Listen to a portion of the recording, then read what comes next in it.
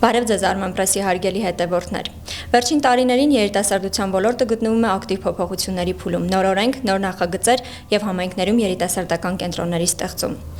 Միևնույն ժամանակ երիտասարդների մի զգալի մասը դեռևս շարունակում է բարձրաձայնել աշխատանքի եւ ինքնահիրացման խնդիրների մասին։ Կատարված աշխատանքների այս տարվա փոփոխությունների եւ նոր ծրագրերի շուրջ զրուցելու ենք Հայաստանի Հանրապետության կրթության, գիտության, մշակույթի եւ սպորտի նախարարի տեղակալ Արթուր Մարտիրոսյանի հետ։ Բարև ձեզ, պարոն Մարտիրոսյան։ Բարև ձեզ, շնորհակալություն ինձ հյուրընկալելու համար եւ այս հնարավորության համար։ Կառավարության կարևոր ծրագրերից է մարզերում երիտասարդական կենտրոնների հիմնումը։ Այս պահին արդեն գործող կենտրոններ կան, կխնդրեմ ներկայացնեք առաջիկայում կա նախագիծ այլ կենտրոններ հիմնելու եւ եթե այո, որ մարզում եք նախատեսում հիմնել նոր կենտրոն եւ կխնդրեմ նաեւ ներկայացնեք թե ինչ գործառույթ են իրականացնում այդ կենտրոնները եւ ինչքանով են կարեւոր մարզերի երիտասարդների համար դրանք։ Շնորհակալ եմ։ Կառավարության 26 թվականների գործողությունների ծրագրում ամրագրված է 25 երիտասարդական կենտրոնների ստեղծումը։ Մենք 2025 թվականի բյուջեով ձևավորեցինք եւս 5 երիտասարդական միջավայրեր, այն է նոյեմբերյանում Ծաղկաձորի Աղավնաձոր բնակավայրում, Հրազդան քաղաքում նույնանուն համայնքի, Ճամբարակ քաղաքում եւ եւս մեկը մենք Գորիսում։ Այսինքն 5 կենտրոնները, որոնք առաջիկայում արդեն իրենց գործունեությունը սկսեն, մի մասը արդեն սկսել են ծավալել, մյուսները կսկսեն ծավալել։ Այս կենտրոնների ստեղծմամբ պետական բյուջեի ֆինանսավորմամբ ձևավորված երիտասարդական կենտրոնների թիվը դառնում է 14 եւ մենք առաջիկայում, այսինքն այս տարվա մեջ նախատեսում ենք եւս 11 կենտրոնի ձևավորում, որի շնորհիվ արդեն 2026 թվականի ավարտին մենք ունենանք ընդհանուր թվով 25 կենտրոններ։ Դա այդ գործընթացը շարունակական է եւ է կառավարության նպատակադրումից, որը արդեն իսկ ամրագրված է նաև օրենքի մեջ, որ մենք ուզում ենք երիտասարդների համար ընդլայնել հնարավորությունները հանրային կյանքին մասնակցության, որոշումների ընդունման գործընթացի մեջ նրանց դերակատարության բարձրացման առումով, ինչպես նաև նրանց համար ստեղծելու կարողությունների իրենց ներուժի բացահայտում իրականացնելու, այդ բացահայտված ներուժը զարգացնելու, ինտելեկտուալ ժամանց ապահովելու, ակտիվ քաղաքացիություն գործադրելու հնարավորություններ, հատկապես մարզաբնակ երիտասարդների համար, քանի որ ինչպես գիտեք, մեր Երևանից դուրս գրեթե ամենուր շատ քիչ են հնարավորությունները, որտեղ երիտասարդները կարող են գլուխ գլխի գալ, այսինքն մեկտեղ մեկ վայրում եւ միասին որևէ լավ ժամանց անցկացնել կամ որևէ հետաքրքիր հարցերի շուրջ խոսել եւ որևէ լավ թեմաների շուրջ իրենց հմտությունները, գիտելիքները, հմտությունները զարգացնել, գիտելիքները խորացնել։ Այդ նպատակով է այս ծրագիրը եւ կենտրոնների ստեղծման ընդհանուր գաղափարախոսությունը արտացոլված է նաեւ օրենքի նախագծի մեջ, որի մասին դուք հիշատակեցիք։ Շատ լավ, կա նպատակ փոխելու կամ վերանայելու բովանդակային կառուցվածքի այս կենտրոնների։ Ես կարող եմ այսպես ասել, մենք օրենքի ընդունումից հետո հատկապես իսկ օրենքը ընդունվեց այս տարի մարտին եւ ինչպես ցանկացած այլ օրենք կա կառավարության որոշմամբ ընդունվեց այդ օրենքի կիրարկումն ապահովող գործողությունների ծրագիր, որի մեջ իհարկե ներառված է նաեւ այդ կենտրոնների հետ կապված օրենսդրական, ենթաօրենսդրական ակտեր, մասնավորապես խոսքը վերաբերում է կենտրոնների գործունեության ուղեցույցին եւ մեթոդաբանությանը, որը մեր նախարարի հրամանով հաստատվել է եւ որտեղ նշվում է, որ այն ակնկալիքները, որ մենք ունենք կենտրոններից, այսինքն այդ կենտրոնները կարծում եմ հանրության հետաքրքիր կլինի, հա, դրամաշորային ծրագրով են իրականացվում, որի դեպքում դիմորդները իրենք պետական կառույցներ չեն, իրենք քաղաքասարակություն են երիտ ոլորտի որևէ մասնավոր ընկերություն, իսկ ոչ պետական կառույցներ, ովքեր բերում են աջակցելու մտադրությունների մասին որևէ թուղթ կամ հանձնառություն իրենց այն թիմի կողմից, որի համայնքում ստեղծվում է այդ կենտրոնը, եւ իրենք նաեւ մեր կողմից բացի հիմնումից կենտրոնի այդուհետ իրենց գործունեության ընթացքում նախարարության կողմից դիտարկվում են ոչ թե որպես դրամաշնորհառու, մենք էլ դրամաշնորհատուն ենք, ոչ, իրենք մեր սոցիալական գործընկերներն են, ու մենք շարունակաբար օգնում ենք իրենց կարողությունների զարգացման, մեթոդական աջակցության, ցանցային համագործակցության մեջ ներգրավման, միջազգային համագործակցության եւ այլ առումներով։ Հիմա այդ ուղեցույցը հաստատվել է նախարարի կողմից եւ այնտեղ արդեն ուղենշվել են այն հիմնական գործունեության բլոկները, ինչի շուրջ այդ կենտրոնները պետք է գործ առնեն։ Եվ եթե կարելի է դրան կարող եմ ասել, մեկը դա կարողությունների զարգացումն է, թվային գրագիտության, մեդիա գրագիտության, ֆինանսական գրագիտության, բանավեճային հմտություններ, բանակցային հմտություններ, լիզե առաջնորդություն, շատ այլ հմտություններ, որ որևէ տեղում մեր երիտասարդները կարիք ունեն, որը իրենք ստանում են ոչ ֆորմալ կրթական գործիքակազմերով։ Երկրորդը դա իրազեկման գործառույթն է։ Օրինակ նայեք, պետությունը դիցուկ ագրո գյուղատնտեսության ոլորտում որևէ լավ ծրագիր, հա, ասենք ագրոպոնիկ ջերմոցի, խելացի գոմի կամ չգիտեմ կաթիլային ոռոգման կամ մեկ այլ, ինչպես մենք հասնենք քաղաքացուն։ Այսինքն ստացվում է պետություն ունի շատ լավ ծրագրեր, որոնց մասին կարա մեր քաղաքացին չիմանա։ Իսկ երիտասարդները նաև այն առումով են կարևոր, որովհետև իրենք դեռ երիտասարդ են եւ ենթադրում իրենք ավելի հեշտ այդ նոր հնարավորություններից կօգտվեն։ Եվ այս կենտրոնները այն հարթակներն են, որտեղ այդ իրազեկումը կապահովի, հա, կամ դիցուկ կա առողջապահական նոր հնարավորություններ եւ այլն, սա այսինքն իրենք իրազեկման գործառույթ ունեն։ Երրորդ կարևոր գործառույթը դա ակտիվ քաղաքացիությունն է, որովհետեւ մենք ակնկալում ենք, որ այդտեղ, երբ որ երիտասարդները մեկտեղվեն, իրենք վաղ թե ուշ չեն խոսելու կենցաղային թեմաներից, հա, խոսելու են իրենց բնակավայրի, համայնքի, մարզի, Հայաստանի առած խնդիրների եւ դրանց լուծման ուղիների մասին, ինչով եւ հենց քաղաքացիությունն է կյանքի կոչվում եւ վերջապես դա նաեւ ինտելեկտուալ ժամանցի ապահովման լավ հարթակներ են։ Եթե իրենք այս 4 գործառույթները անում են, մենք շատ գոհ ենք իրենցից ու ինչպես ասացի, ոչ թե իրենց դիտում ենք, որ մենք ձեզ գումար ենք տվել, որ դուք կահավորվեք, վերանորոգվեք եւ այդ կենտրոնները գործեն ու մենք ուղղակի նայենք ու ձեզ բարբերաբար հաշվետվություններ ստանանք, այլ դիտում ենք սոցիալական գործընկերներ, որտեղ պատրաստ ենք նաեւ ինքներս ուղղորդենք որոշակի ազդեցիկ դեմքերի, այսպես ասած, հա, մարդիկ, ովքեր կարող են նաև իրենց համար ռոլ մոդելի դերում հանդես գալ եւ ուղղորդել, որ մեր երիտասարդները ձգտեն ավելի եւ անեն հետաքրքիր ծրագրեր։ Շատ լավ, պարոն Մարտիրոսյան, այս կենտրոնները հիմնվում են եռակողմ, հա, ձևաչափով, համայնք, նախարարություն եւ քաղաքացիական հասարակության կազմակերպություններ, ինչպես այս մոդելը աշխատում եւ արդյոք ապահովում է նախարարության պահանջները։ Այո, շատ շնորհակալություն այս հարցի համար, ես մի քիչ անդրադարձա, բայց մի քիչ բացեմ։ Նայեք, որ անգամ հարցը չէ, որ դուք ասում եք, որ մարզերում եք պատրաստում դիմել, մեր դրամաշնորհային մրցույթի մեջ նշված է, որ ինքը կարող է լինել Հայաստանի ցանկացած բնակավայրում, բայց Երևանից դուրս, բայց այնտեղ իհարկե դրված է չափանիշներ, որ առնվազն այսքան թվով երիտասարդ պետք է մասնակցի, առնվազն այսքան թվով ծառայություններ պետք է մատուցվեն, որով պայմանավորում ենք, որ իհարկե ավելի մեծ հավանականությամբ իրենք կբացվեն քաղաքային բնակավայրերում կամ ավելի խոշոր գյուղական բնակավայրերում։ Հիմա որ մարզերում մենք չենք որոշում, որտեղից որ կգան լավ հայտեր, այսինքն քաղաքացիական կառույցները, որ մեզ դիմում են, իրենք բերում են իրենց համայնքներից ուղղակի աջակցող նամակներ, որ իրենց շարունակաբար կաջակցեն կենտրոնների գործունեության, բնականոն գործունեության ապահովման իմաստով, եւ դա շատ կարևոր է, օրենքում էլ արդեն ամրագրված է, որ մեր թիմերը պետք է կամ իրենք ձևավորեն երիտասարդական կենտրոններ կամ նպաստեն դրանց գործառմանը եւ հետեւաբար ստացվում է դա նաեւ իրենց ինչ որտեղ պարտավորությունն ու հանձնառությունը աջակցել այդ կենտրոններին եւ իհարկե մեր թիմերը ողջունում են, որ հենց իրենց համայնքներում տարբեր քաղաքացիական կառույցներ փորձում են այդ կենտրոնները ձևավորել։ Այսինքն ինքը մրցակցային հիմունքներով է, մենք չենք կարող իմանալ օրինակ այս տարվա 11 կենտրոնները որ մարզերից կլինեն կամ որ համայնքներում, բայց պայման կա, որ եթե տվյալ համայնքում արդեն իսկ կա երիտ կենտրոն, մենք դա չենք դիտարկում երկրորդ կենտրոնը, որովհետև սա պետության առաջանցիկ աջակցությունն է մարզերում, մարզային բնակավայրերում նման կենտրոնի ձևավորմանը, որը ուզում ենք ավելի արդյունավետ լինի եւ ավելի մեծ ծածկույթ ունենա նաեւ աշխարհագրական իմաստով։ Պարոն Մարտիրոսյան, հաճախ խոսվում է, որ որոշումները կայացում են երիտասարդների համար, բայց ոչ երիտասարդների մասնակցությամբ։ Ինչպես է ապահովում, որ երիտասարդը ոչ թե լինի քաղաքականության թիրախ, այլ դրա մասնակից է։ Շնորհակալություն։ Նայեք, դրա լավագույն օրինակը հենց երիտասարդական քաղաքականության մասին օրենքն է։ Մենք ունեցել ենք 30-ից ավելի քննարկումներ, ներգրավել ենք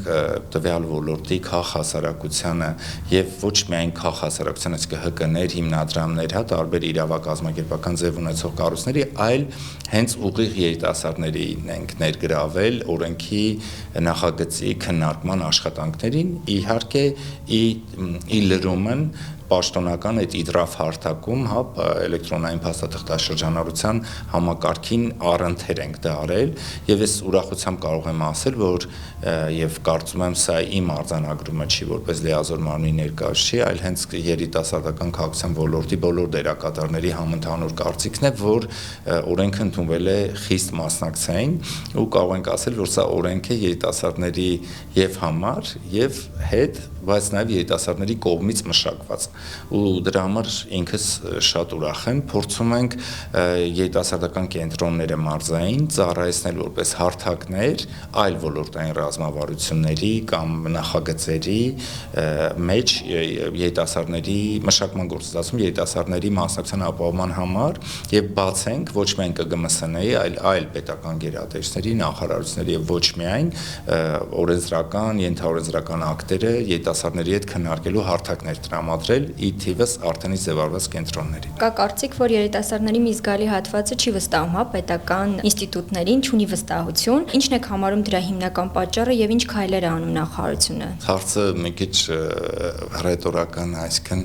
եթե նկատի ունեք այն իմաստով, որ ինչպես անենք, որ կապը ստեղծենք երիտասարդի եւ պետության միջեւ, կարծում եմ այս էլի երիտասարդական կենտրոնները հանդես են գալիս այդ գործիքի կամ հարթակի դերում, այն իմաստով, որ այդտեղ մենք կարող ենք մեկտեղել այնպիսի երիտասարդների, որոնք ոչ ֆորմալ կրթության մեջ են, ոչ ֆորմալ աշխատանք ունեն, այսինքն իրենք երիտասարդներ են տվյալ բնակավայրում, համայնքում ապրող, որոնք այս կամ այն կերպ որևէ ֆորմալ հաստատությունից դուրս են։ Եվ հետեւաբար սա հենց այն ձևն է, որտեղ դու կարող ես նման երիտասարդների եւս ուղղված ծրագրեր անել։ Մի պահ պատկերացնենք, որ ուզում ենք, որ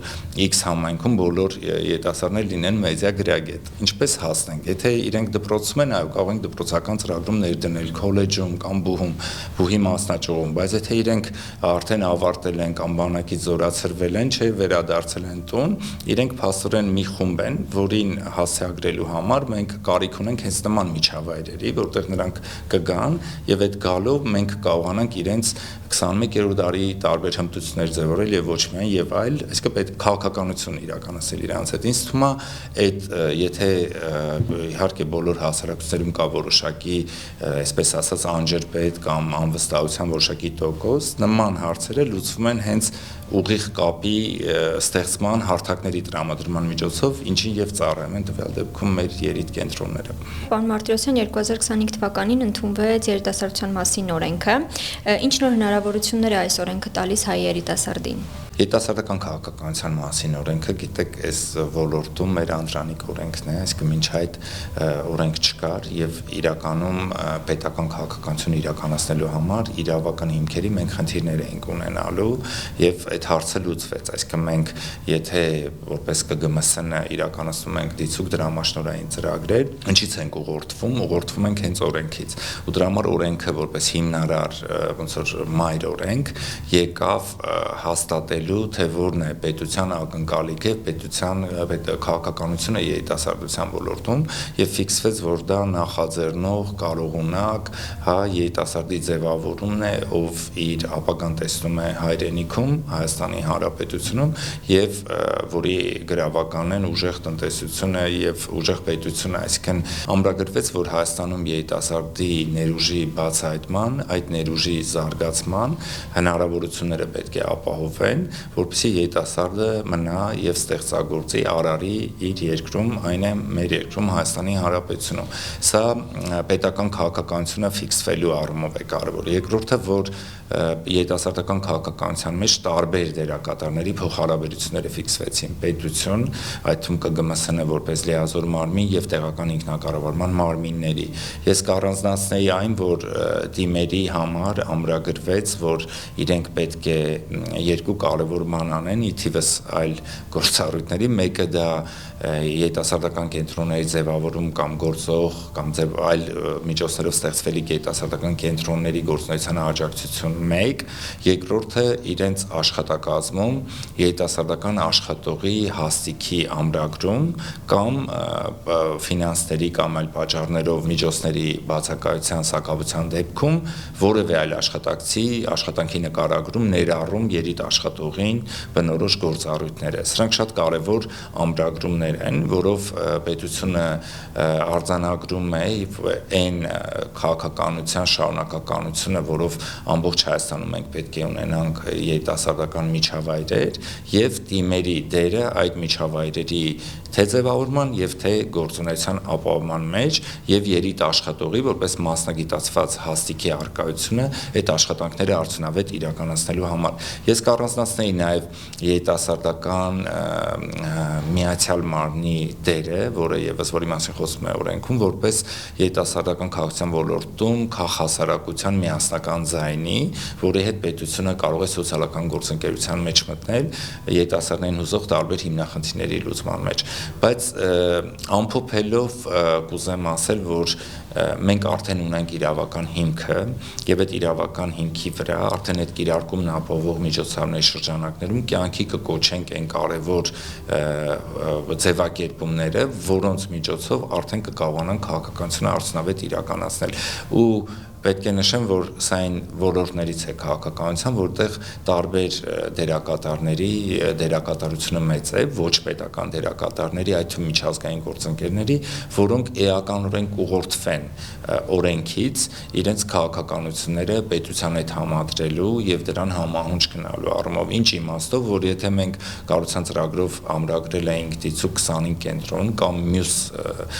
շրջափուլի համար կարող ենք ամրագրել X թվով կենտրոններ, այո, բայց դա չի նշանակում, որ հենց այդքան թվով կենտրոններ կստեղծվեն, այլ շատ հնարավոր է, որ այլ գործընկերներ եւս միանան եւ աջակցեն այդ կենտրոնների ձևավորմանը այլ համայնքներում, այլ բնակավայրերում։ Անդրադառնանք ավանդական 100 գաղափար Հայաստանի համար եւ երիտասարդական մայրաքաղաք նախաձեռնություններին։ Այս տարի Կապանը կրկին դարձել է ԱՊՀ մայրաքաղաք։ Կապանում ինչ միջոցառումներ են սպասվում այս տարի։ Դուք ճիշտ եք, Կապանը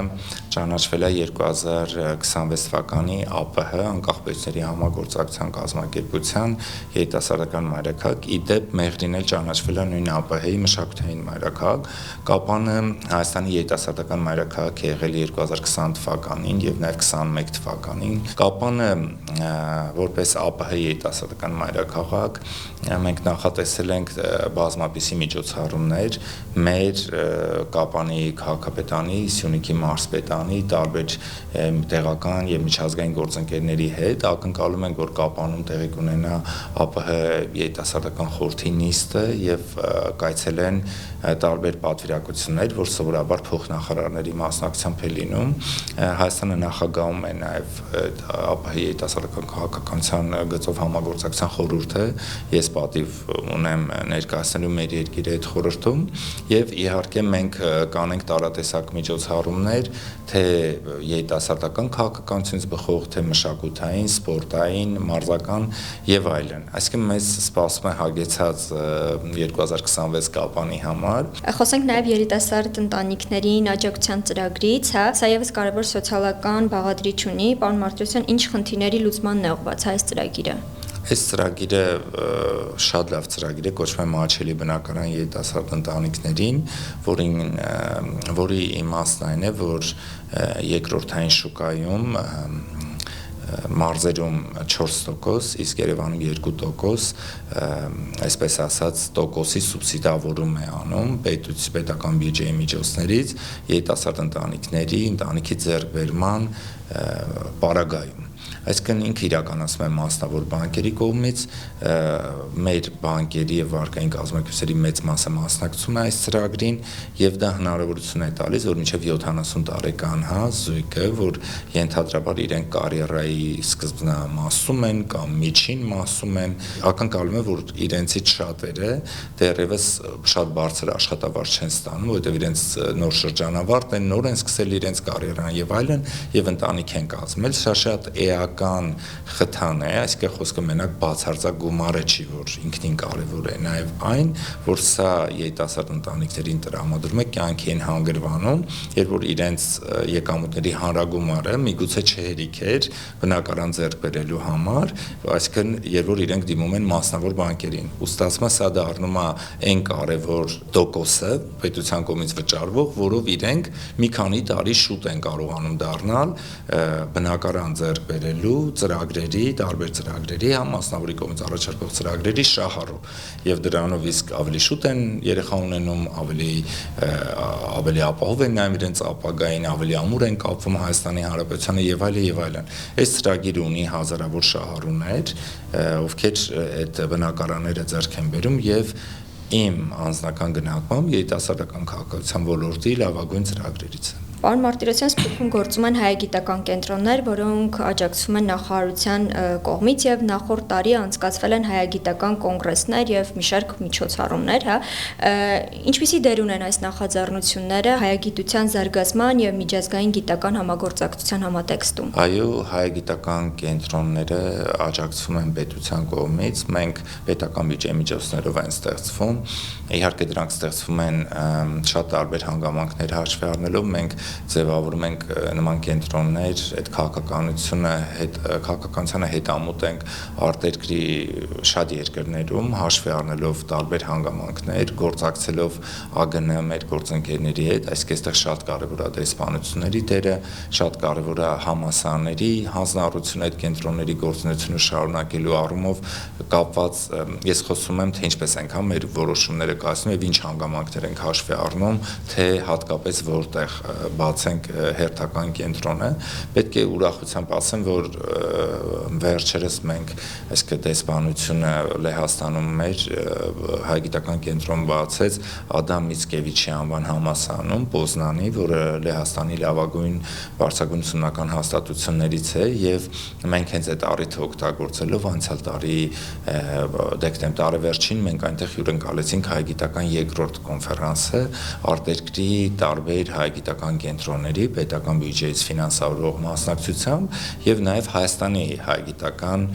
կառույցների մասնակցությամբ, ինչպիսիք են Մատենադարանը, Երևանի պետական համալսարանը եւ մի շարք այլ կառույցներ։ Պետք է նշեմ, որ կա բավականին մեծ հետաքրքրություն եւ մենք առաջ ենք մղել ցանցային համալսարանի գաղափարը, որն ակնկալում է, որ այդ կենտրոնները նաեւ իրար հետ հորիզոնական հարաբերությունների մեջ կմտնեն եւ կփորձեն իրականացնել տարբեր ուսումնասիրություններ, հետազոտություններ հայագիտության տարբեր ենթավոլորտների շրջանակներում եւ մեր բարձրագույն կրթության եւ գիտության կոմիտեն եւս որոշակի աջակցություն կտա տարբեր ֆինանսավորման տողերով այդ համագործակցությունը խրախուսելու համար։ Ի վերջո մեր նպատակն է մեծացնել հայրենի հայկական մշակույթի Հայաստանի Հանրապետության հանդեպ հետաքրքրությունը աշխարհում եւ հայագիտական կենտրոնները այդ լավագույն հարթակներն են։ Պարոն Մարտիրոսյան, 2025 թվականին Սփյուռքից քանի ուսանող է ընդունվել հայաստանյան բուհեր եւ այս գործընթացում այս համակարգում ինչ փոփոխություններ են իրականացվել եւ նաեւ խոսենք կրթաթոշակների մասին։ Այս ուսումնական տարվա համար 25-26 մենք ունեցել ենք 2018 ընդհանուր թվով դիմորդ, այսինքն հայտերը, այսպես ասած, բավարարվել են, որից 743-ը եղել են սփյուռքահայ, այսինքն արտերկրի մեր հայրենակիցները, սփյուռքահայ դիմորդները։ Այս թվերը վերջնական չեն, որովհետև մենք սա ընդունելության միջոցով կառավարության այն 700 կարգի համաձայն ընդունվողների մասին եմ ես ասում, բայց թվերը առաջիկայում մենք կամփոփենք եւ ակնկալում ենք մի փոքր կշատանան, պայմանավորված նաեւ տեղափոխման, կարգով պոտենցիալ ընդունվողների մեր ակնկալիքի հետ։ Պետք է նշեմ, որ այս թվերի շրջանակներում այն նաև այն 70 տեղերը, որոնք Հայաստանի Հանրապետության կողմից անվճար հիմունքներով հայագիտական մասնագիտությունների գծով տրվում են Սփյուռքի մեր հայրենակիցներին ուսանելու Հայաստանում, եւ դրանք ամբողջությամբ անվճար տեղեր են եւ դա ամենամյա ծրագիր է 70 տեղ, որ մենք տրամադրում ենք։ Ինչ կարևոր փոփոխություն ա եղել, ես կուզեի նշել, որ մենք գործարկել ենք օտարերկրյա դիմորդների ընդունելության կազմակերպման էլեկտրոնային հարթակը մեր կրթության կառավարման տեղեկատվական համակարգի EMIS-ի շրջանակներում, որով այլևս օտարերկրյա դիմորդների, այդ թվում իհարկե նաև սփյուռքահայերի ընդունելությունը կատարվում է բացառապես էլեկտրոնային տարբերակով եւ ես ուրախությամբ պետք է փաստեմ, որ չնայած սա առաջի տարին էր 25-26 ուսումնական տարին այդ գործընթացի համար, բայց մենք արդեն ոչ միայն պահպանել ենք անցյալ տարվա տարվա տեմպերը նախընթաց տարիների, այլ նաև ունենք էական ավելացում, այսինքն եթե միջինով մենք նախորդ տարիներին ունեցել ենք մոտ 1500-ի կարգի դիմորդի ընդունելություն, ապա այդ թիվը, ինչպես նշեցի, 2000-ից մի փոքր ավելին է, որի համար ես շատ ուրախ եմ եւ վստահ եմ, սա այսինքն տալիս է լավատեսության բոլոր հիմքերը, որ մյուս տարիներին մենք ունենանք շարունակական աճ թվային տարբերակով ընդունելության կազմակերպման համար։ Դուք գիտեք, որ կրթության զարգացման մինչև 2030 թվականի պետական ծրագրով մենք ունենք թիրախ կրկնապատկելու Հայաստան սովորող օտարերկրյա ուսանողների թիվը, այսինքն մոտ 7500-ից ներկայիս դարձնելու 15000, բայց իրականում մենք ավելի հավակնոտ կարծում եմ նպատակներ կարող ենք դնել եւ նկատի ունենալով ակադեմիական քաղաքի հեռանկարը, որովհետեւ շատ ուսանողների պարագայում հենց այդ բնակության խնդիրներն է, accommodation կոչվածի հարցերն է, որ խոչընդոտ է լինում գալու եւ այլն, եւ շատ այլ ծրագրերի իրականացման միջոցով, որը նաեւ կառավարության որդեգրած կուրսն է եւ նույն բարձրագույն կուրսության մասին վերջերս ընդունված օրենքով ամրագրվել են, կտան այն հնարավորությունները, որ մենք շոշափելի քայլեր անենք մեր բուհերի միջազգային գրավչությունը բարձրացնելու եւ օտարերկրյա ուսանողներ ընդունելու առումով եւ այս էլեկտրոնային հարթակի տրամադրումը վերում է եւ թափանցիկություն եւ նաեւ հնարավորություն է տալիս որակի վրա շարունակաբար շեշտադրում անելով միաժամանակ այդ բյուրոկրատական քաշքշուկը օտարերկրյա ուսանողների համար թեթևացնել, դրանով եւս նպաստել մեր բուհերի գրավչությանը եւ արդեն այս ցուցանիշը ցույց է տալիս, որ մենք ճիշտ ճանապարհին ենք։ Գիտեմ, որ ակտիվ աշխատանքներ եք տանում տարբեր երկրների հետ նոր կրթաթոշակներ սահմանելու ուղղությամբ, ինչ արդյունքներ ունենք բանալ։ Այս մասով շատ կուզեմ ասել, որ Հայաստանը շարունակաբար քայլեր է ձեռնարկում կրթության ոլորտում, այդ բարձրակրթության ոլորտում տարբեր երկրների հետ համագործակցության խորացման առումով եւ շատ հաճախ կրթության ոլորտում համագործակցության հուշագրերի համաձայնագրերի մեջ տեղ է գտնում հենց կրթաթոշակների փոխանակումը, հիմնականում փոխադարձության հիմունքներով։ Կուզեի նշել, որ վերջերս մենք նման համաձայնագիր կնքեցինք Իրանի Իսլամական Հանրապետության հետ, նաեւ երբեմն կա որ փոխադարձություն չէ ապահովում դիցուք Հունգարիայի տարբերակը, որ Հայաստանը արդեն այս տարի կդառնա 3-րդ տարին, որ դարձել է ստիպենդիում Հունգարիկում ծրագրի մասնակից, այսինքն մեր ուսանողները կարող են այլևս դիմել այդ ծրագրին, տարեկան 30 տեղ մենք քվոտա ունենք, բայց նման ծրագրեր մենք ունենք նաև Ռուսաստանի Դաշնության, Չինաստանի, Հորդանանի, Վրաստանի, Բուլղարիայի, Ռումինիայի եւ մի շարք Վիետնամի մի շարք այլ երկրների հետ։ Սա շարունակական քաղաքականություն է, այսինքն մենք ուզում ենք ընդլայնել այդ հնարավորությունները, իհարկե մենք չենք սահմանափակում այդ 2, 5, 10 կամ 20 տեղերով, որ տվյալ դեպքում այդ կրթաթոշակային տեղերը միջինով, այդ նման քանակ են, այլ սա ավելի շատ ուղենիշ է պետությունների կողմից իրար տրվող ազդակներ են, որով մեր կրթական համակարգերը դառնում են ճանաչելի եւ դրանով հնարավորություններ ստեղծվում, որ դիցուք եթե մենք ունենք մի քանի տեղ Վիետնամի համար, ոչ թե մի քանի տեղը լրացվեն, այլ դա դառնա ազդակ, որ Վիետնամում երիտասարդները դիտարկեն Հայաստանը որպես բարձրագույն կրթություն ստանալու համար հիանալի վայր եւ հետեւաբար այդ քաղաքականությունը կլինի շարունակական, այս պահին էլ մենք մի քանի երկրի հետ բանակցում ենք, որ նման համաձայնագրեր ստորագրենք, ձեր թույլտվությամբ ես ոչ թե կթվարկեմ դա, այլ հուսամ մյուս հանդիպմանը արդեն որպես կատարված փաստ կներկայացնեմ։ Այս տարվա ցուցանիշները ասել, որ միջպետական կրթաթոշակների շրջանակներում, ու խնդրում եմ նկատի ունենալ, սա բացառապես միջպետական կրթաթոշակների մասին է, մենք ունենք 75 ուսանող, ովքեր ընդունվեցին Հայաստանի Հանրապետության բուհեր եւ իր հերթին Հայաստանի Հանրապետությունից 208 երիտասարդներ ընդունվեցին արտերկրի բուհեր։ Պարոն Մարտիրոսյան, իթևս այս ոլորտների դուք համակարգում եք նաև երկկողմ եւ համակողմ հարաբերությունների մի շարք այլ ոլորտներ, հա, ինչ կասեք այս մասով, հա, ինչ նորություն ունենք։ Շատ հաճախ պետությունների միջև համագործակցությունների օրակարգում էական են կրթության, մշակույթին, սպորտին, երիտասարդությանը, գիտությանը վերաբերող կետերը եւ շատ ճիշտ է, տարին իսկապես շատ արդյունավետ էր այդ առումով։ Մենք մեր նախարարը անմիջական մասնակցություն է ունեցել տարբեր կառավարական պատվիրակությունների մենք ինքներս շարունակաբար ընդունում ենք տարբեր երկրների ոլորտային պատասխանատուների, իհարկե մեր երկրում հավատարմագրված միջազգային դեսպանների, այդտեղ մի քանի բան կուզեի առանձնացնել, ուղղակի ինքը շատ տարողունակ նյութ է, թերևս կառանձնացնեի նախարարի գլխավորած պատվիրակության այցը Իրան եւ ֆիլհարմոնիկի կողմից Պերսեպոլսում համերգի կազմակերպումը, որը իրապես հիշարժան էր աշխարհի հնագույն այդպես քաղաքակրթական կենտրոններից մեկում եւ բացառիկ հնարավորություն, որ տրվեց